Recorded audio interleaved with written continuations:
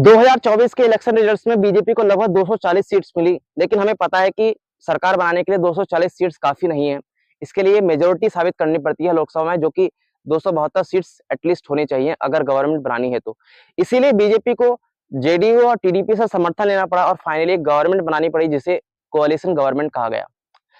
दोस्तों, इसके बदले जेडीयू जेडीयू और टीडीपी ने कई सारी इंपॉर्टेंट मिनिस्ट्रीज जैसे कि finance ministry, home ministry, defence ministry, railway ministry जैसे मिनिस्ट्री, स्पेशल कैटेगरी स्टेटस और एक स्पीकर का पद भी बीजेपी से डिमांड की।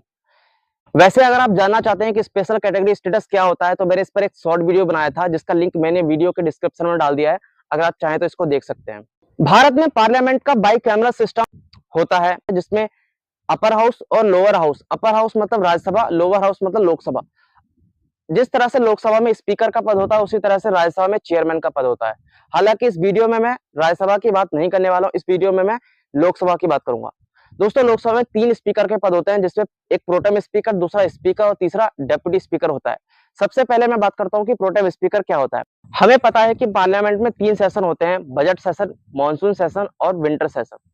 क्योंकि मानसून सेशन शुरू होने वाला है, जैसे ही फर्स्ट सेशन ऑफ लोकसभा होगा, तो राष्ट्रपति एक स्पीकर की नियुक्ति करेंगे, जिसे हम प्रो टेम स्पीकर कहते हैं। यहाँ पर टेम शब्द का मतलब टेम्पोररी से है, क्योंकि pro tem speaker short period of time के लिए नियुक्त होते हैं। उनकी जिम्मेवारी यहाँ पर स्पीकर के इलेक्शंस को कंडक्ट करवाने की होती है। जैसे ही स्पीकर इलेक्ट होते हैं, वैसे ही प्रो टेम स्पीकर के पद को खत्म कर दिया जाता है। जनरली उसी पार्टी का एमपी स्पीकर होता है जिस पार्टी की सरकार होती है। 2019 में ओम बिरला जी स्पीकर थे, जो कि बीजेपी से थे और उन्हीं की सरकार।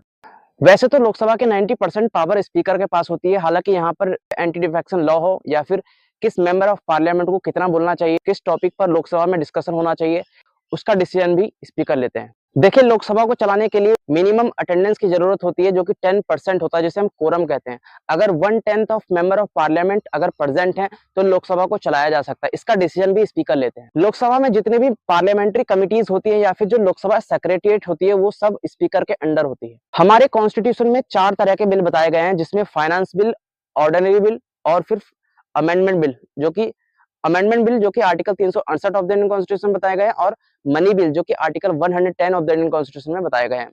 यहाँ पर किस बिल को मनी बिल कहा जाना है, इसका डिसीजन भी स्पीकर लेते हैं। आपको याद होगा कि जब आधार बिल आया था, तो स्पीकर ने आधार बिल को मनी बिल की तरह ट्रीट किया था। हालांकि ये कहा जा रहा था कि आधार बिल को मनी बिल की तरह ट्रीट नहीं किया जाना चाहिए, क्योंकि आधार बिल बिल्कुल भी मनी बिल की स्पेसिफिकेशंस को जस्टिफाई नहीं करता है।